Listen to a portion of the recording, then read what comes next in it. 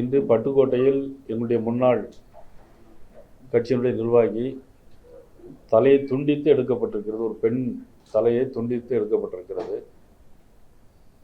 இது வன்மையாக கண்டிக்க தகுந்தது.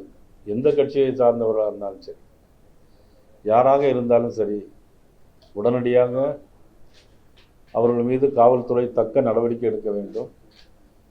காவல்துறை மீது காவல்துறை எடுக்காத நடவடிக்கையை கண்டித்து முதலமைச்சர் அவர் வைத்துடைய காவல்துறை மீது நடவடிக்கை எடுக்க வேண்டும்.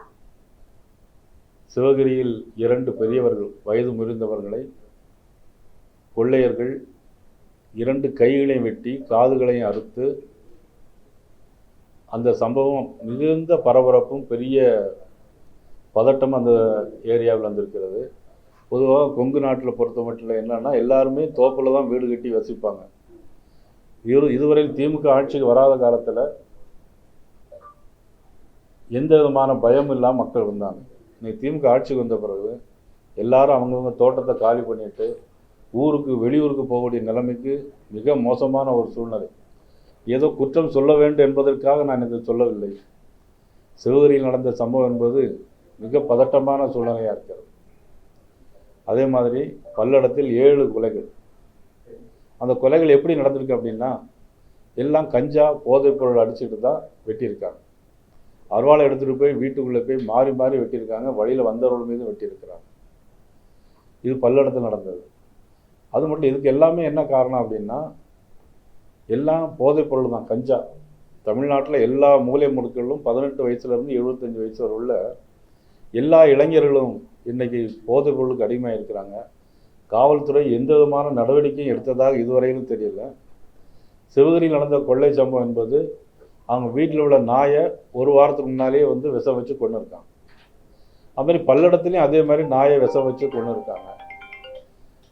ஆக இந்த 2 சம்பவங்களையும் பார்க்கும்போது தமிழ்நாட்டுக்கு கொள்ளையர்கள் இருக்கிறார்கள் என்பது எல்லாமே தெளிவாகிறது. அது மட்டும் இல்லை, நமது உள்துறை அமைச்சர் ஏற்கனவே எல்லோரும் எச்சரிக்கை விடுத்திருக்கிறார். வங்காளதேசத்தை சேர்ந்தவர்களாக இருந்தாலும் சரி, பாகிஸ்தானை சேர்ந்தவர்களாக இருந்தாலும் சரி, அவர்களை உடனடியாக அவர்களை கைது செய்து நடவடிக்கை எடுக்க வேண்டும் சொல்லி மத்திய அரசு மாநில அரசுக்கு ஏற்கனவே கடிதம் எழுதியுள்ளது.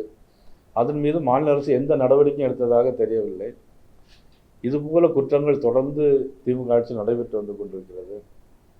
இந்த சூழ்நிலை தான் நாமும் தமிழ்நாட்டில் இருக்கிறோமா வேறு எங்கும் இருக்கிறோமா என்கிற ஒரு சூழ்நிலை, ஒரு பதட்டமான சூழ்நிலை வந்திருக்கிறது.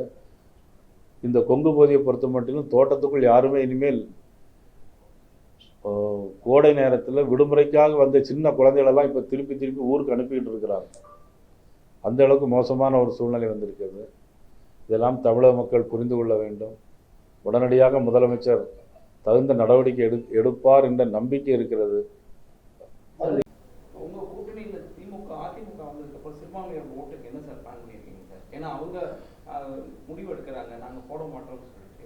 உங்கள்கிட்ட சொன்னாங்களா? இஸ்லாமிய மக்கள் அவங்க ஜமாத்தில் முடிவு எடுக்கிறாங்க.